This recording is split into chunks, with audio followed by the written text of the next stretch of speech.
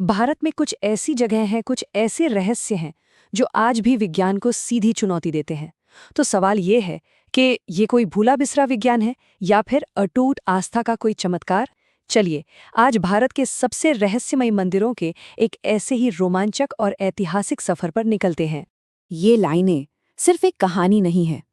भारत में ऐसी कई जगह हैं जहाँ इतिहास और मिथक की जो रेखा है ना, वो एकदम धुंधली हो जाती है। और हमारी पहली मंजिल एक ऐसी ही जगह है।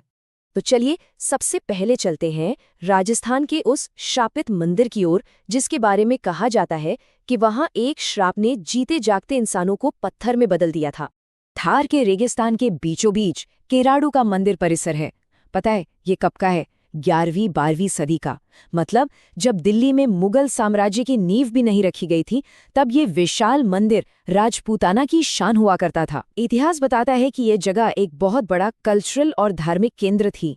तो कहानी कुछ ऐसी है कि एक साधु ने जाते समय अपने शिष्य को गांव वालों के भरोसे छोड़ा, लेकिन जब वो लौटे तो उन्होंने पाया कि गांव वालों ने उनके शिष्य को बिल्कुल अकेला मरने के लिए छोड़ दिया था। साधु के क्रोध की अग्नि इतनी भयंकर थी कि उन्होंने पूरे गांव को पत्थर बन जाने का श्राप दे दिया। और कहते हैं अगली सुबह किराड़ू की हवाओं में सिर्फ सन्नाटा था। और यहीं से शुरू होती है सबसे रहस्यमयी बात। कहते हैं आज तक यहाँ किसी ने रात गुजारने की हिम्मत नहीं की है। जिसने भी कोशिश की वो या तो सुबह बहुत बुरी हालत में मिला या फिर हमेशा के लिए गायब हो गया।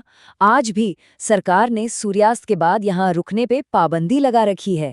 आखिर ऐसा क्या होता है रात में किराडू में? चलिए अब कुछ ऐसे रहस्यों की ओर बढ़ते हैं जो प्राकृतिक घटनाओं और श्रापों के जरिए सीधे सीधे विज्ञान को चुनौती देते हैं। और इसकी शुरुआत होती है एक ऐसी ज्वाला से जो कभी नहीं बुझती। हिमाचल प्रदेश में एक ऐसा मंदिर है जहां माना जाता है कि देवी स्वयं ज्वाला के रूप में प्रकट होती हैं। यहाँ चट्टानों के बीच से एक प्राकृतिक आग लगातार जलती रहती है। पौराणिक कथा के अनुसार ये वही जगह है जहाँ देवी सती की जीभ गिरी थी और तभी से यहाँ अग्नि की ये लपटें निकल रही हैं। इसमें विज्ञान की सबसे दिलचस्प बात यह है कि भूवैज्ञानिकों को भी इसका असली सोर्स नहीं पता।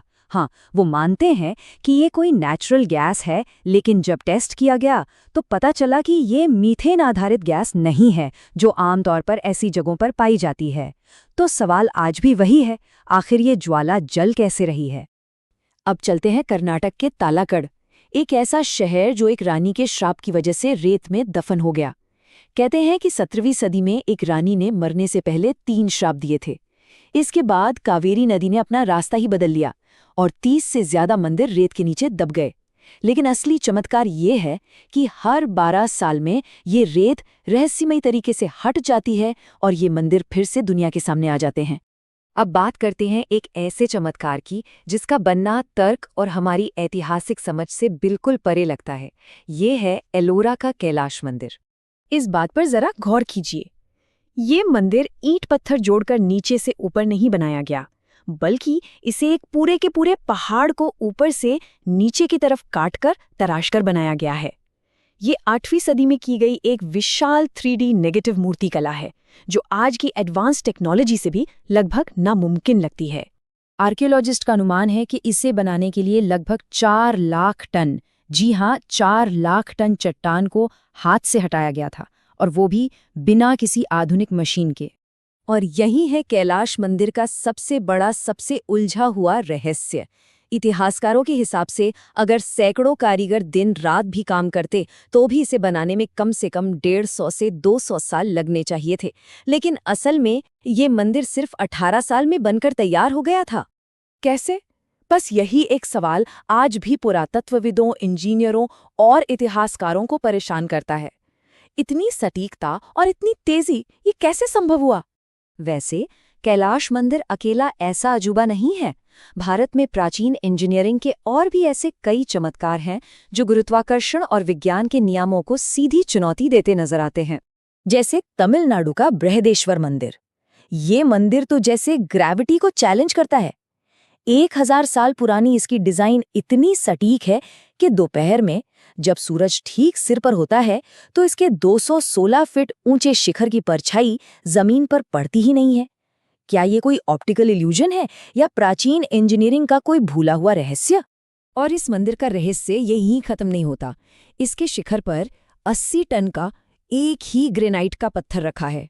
सवाल ये है कि 1000 साल पहले बिना किसी मॉडर्न क्रेन के इतना भारी पत्थर 200 फुट से भी ज्यादा ऊंचाई तक आखिर पहुंचाया कैसे गया? और अब चलिए दिल्ली, जहां कुतुब मीनार परिसर में खड़ा एक लौह स्तंभ प्राचीन भारतीय धातु विज्ञान का मतलब मेटलर्जी का सबसे बड़ा सबूत है। जरा सोचिए, 1600 साल से ये स्तंभ खुले आसमान के नीचे बारिश, गर्मी, ठंड सब कुछ सह रहा है, लेकिन आज तक इस पर जंग का एक भी निशान नहीं है। ये 5वीं शताब्दी की एक ऐसी मेटल टेक्नोलॉजी है जो अपने समय से सदियों आगे थी। तो इन सभी अलग अलग रहस्यों को जब एक साथ रखकर देखते हैं तो हमारे सामने एक बहुत बड़ा सवाल आकर खड़ा हो जाता है। हमने एक ऐसे श्राप के बारे में सुना जो लोगों को पत्थर बना देता है, एक ऐसी आग देखी जो बिना ईंधन के सदियों से जल रही है, एक ऐसे मंदिर को जाना जिसे सिर्फ 18 साल में एक पहाड़ से तराश दिया गया, एक ऐसी परछाई जो जमीन पर पड़ने से इनकार कर देती है, और एक ऐसा स्तंभ जो कभी पुराना ही नहीं होता। तो सवाल ये है कि क्या ये सब किसी भूली बिसरी एडवांस्ड टेक्नोलॉजी का नतीजा है जिसे हम आज समझ नहीं पा रहे हैं, या फिर ये उन लोगों की अटूट आस्था का प्रमाण है जिनके लिए कुछ भी नामुमकिन नहीं था? इसका जवाब शायद इन्हीं पत्थरों और कहानियों में कहीं कैद है।